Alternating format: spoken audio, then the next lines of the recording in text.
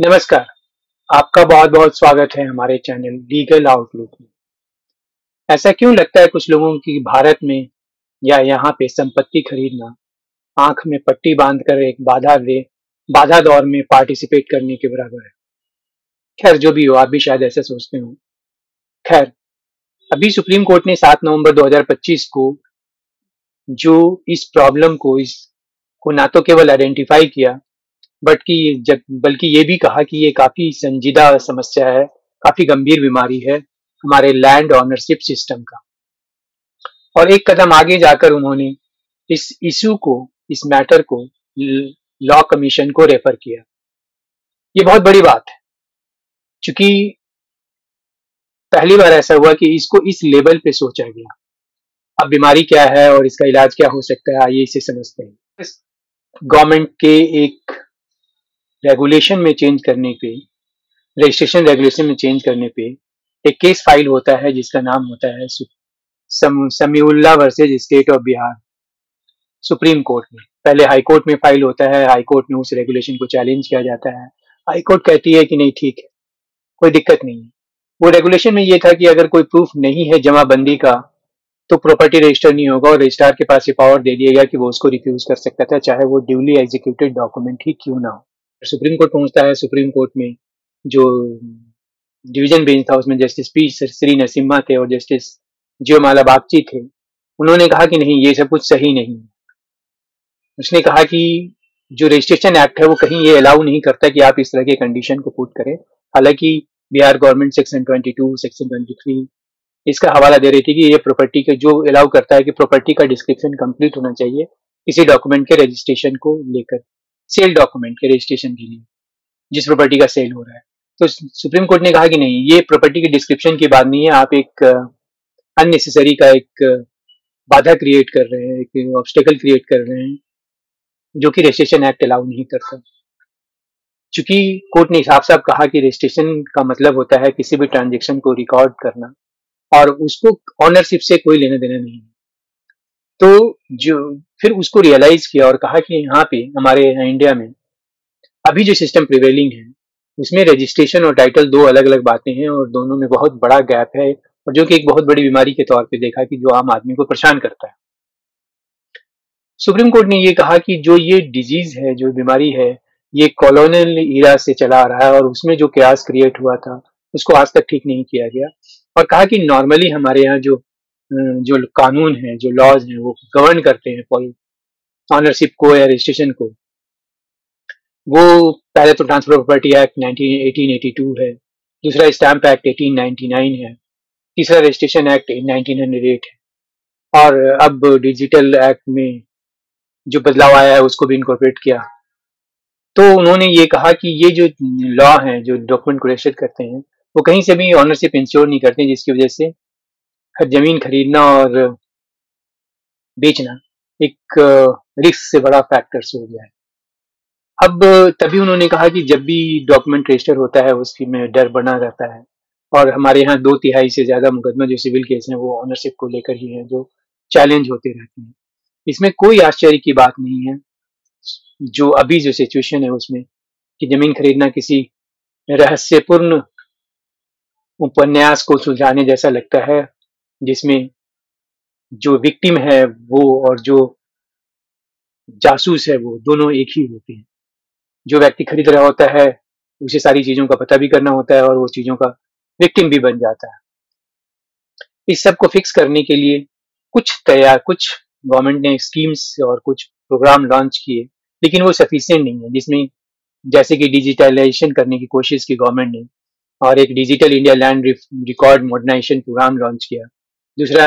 National generic document registration system, जिसको NGDRC कहते हैं, ये भी किया। लेकिन जो डिजिटलाइज किया जा रहा है उससे बहुत फर्क नहीं पड़ रहा, क्योंकि जो रिकॉर्ड कागजों का है उसको आप डिजिटल फॉर्म में कन्वर्ट कर दे रहे हैं। वहां से कट पेस्ट वाली कॉन्सेप्ट पे काम कर रहे हैं, जो चीज वहां है उसी को इस पे डाल रहे हैं। तो जो नया डिजिटल फॉर्मेट तैयार हो रहा है वो भी वही रिकॉर्ड को शो कर रहा है जो कि पहले से एग्जिस्ट कर रहा है। उस पर कोई ऐसा सिस्टम नहीं डेवलप किया गया कि जो भी वहां रिकॉर्ड है उसको वेरीफाई करके उस पर एक डिसीजन लेकर फिर उसको नए रिकॉर्ड में कन्वर्ट किया जाए। तो जिससे कि ये सारे प्रोग्राम, चाहे वो digital India land record modernization program है या national general generic document registration system है, ये कोई सॉल्यूशन नहीं जनरेट कर पाया, वेदर प्रॉब्लम वहीं का वहीं रहा। तो सुप्रीम कोर्ट ने कहा कि इसके लिए काफी बड़े पैमाने पे एडमिनिस्ट्रेटिव रिफॉर्म करना होगा और इस रिफॉर्म में जो नई टेक्नोलॉजी है उनकी मदद लेनी होगी, जिसमें सुप्रीम कोर्ट का ये मानना था कि जो ब्लॉकचेन टेक्नोलॉजी है वो हमारी मदद के लिए बहुत हद तक आगे आ सकती है और ये एक मॉडर्न टेक्नोलॉजी है और जिससे ये पॉसिबल है कि हम एक ऐसा रिकॉर्ड सिस्टम प्रिपेयर करें जो टैंपर प्रूफ हो, ट्रांसपेरेंट हो, ट्रेसेबल हो और जिसमें मैनिपुलेशन करने के चांसेस बहुत कम हो और जहां वो इजीली अवेलेबल भी हो सके और उन लोगों के पास। तो जो भी ट्रांजेक्शन होता है, हर एक ट्रांजेक्शन का, हर एक ऑनरशिप हिस्ट्री का और हर एक इनकम्बरेंसेस का, जैसे बैंक लोन होता है या इस तरह की चीजें होती हैं, उसको एक डिस्ट्रीब्यूटेड लेजर में रिकॉर्ड किया जा सके, जो कि कोई उसको अल्टर नहीं कर सकता है एक बार रिकॉर्ड हो गया तो, जिसमें कोई रिकॉर्ड मिसिंग नहीं होगा, कोई फेक दस्तावेज नहीं होंगे, कोई फाइल मिसप्लेस नहीं होगा, क्योंकि ये भी एक बहुत बड़ी समस्या है कि जनरली हम एज एन एडवोकेट देखते हैं कि हम कोई रिकॉर्ड मंगवाते हैं तो आता है कि भाई वो फाइल मिसप्लेस है, फाइल मिल नहीं रही, फाइल डिस्ट्रॉय हो गई है या फाइल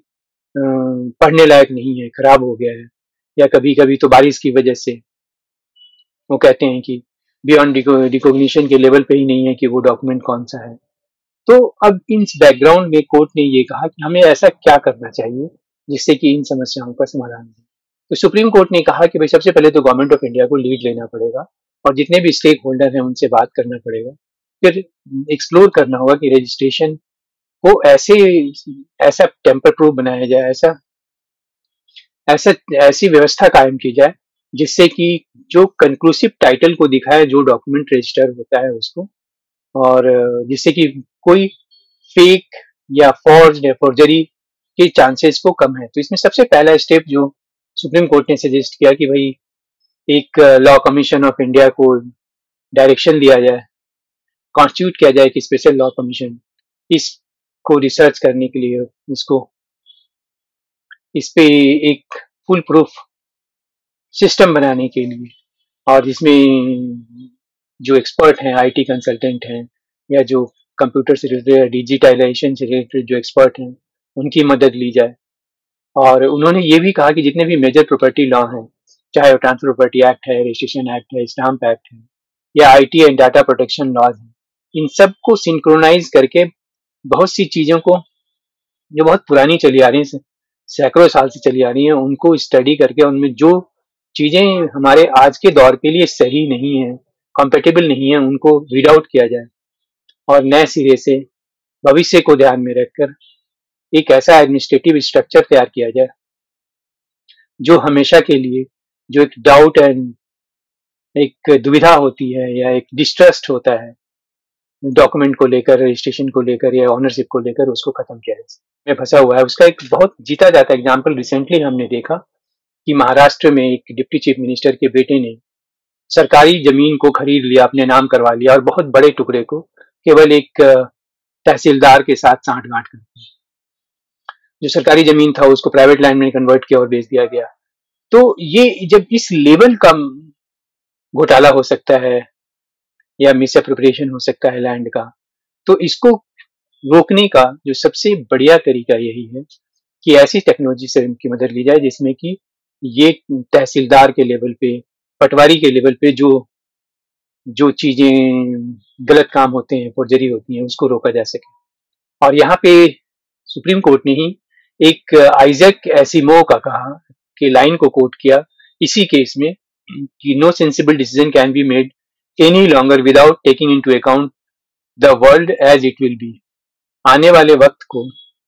दिमाग में रख के ही हम आज की समस्याओं का समाधान कर सकते हैं जो भविष्य में भी कारगर। नहीं तो हम सेंचुरी ओल्ड लॉज को लेकर और पुरानी टेक्नोलॉजी रिकॉर्डिंग सिस्टम है, उसके प्रिजर्वेशन का सिस्टम है, उसको अगर हम नहीं बदलते हैं तो हमारे लिए ये काम बिल्कुल असंभव है। तो आपको क्या लगता है कि जो ब्लॉकचेन हमारे इंडिया में जो लैंड मेस है, लैंड का जो पूरा गोलमाल है या मिस क्रिएट किया हुआ है उसको क्लीन कर सकता है, या फिर ये भी एक राजनीतिक भूल भुलैया में एक तकनीकी शब्द बन के रह जाएगा। तो ये तो वक्त डिसाइड करेगा जब हमारे लॉ कमीशन अच्छे एक्सपर्ट, टेक्नोलॉजिकल एक्सपर्ट के साथ बैठ के काम करेंगे। आपको क्या लगता है? आज के डिस्कशन को अगर यूजफुल है तो इसको शेयर कीजिए, लाइक कीजिए, और चैनल सब्सक्राइब नहीं किया तो सब्सक्राइब कीजिए। और जो भी लेटेस्ट जजमेंट होता है उसको लेकर हम जो डिस्कशन करते हैं उसमें आप पार्टिसिपेट कीजिए अपने कमेंट्स के जरिए, अपने क्वेश्चंस के जरिए,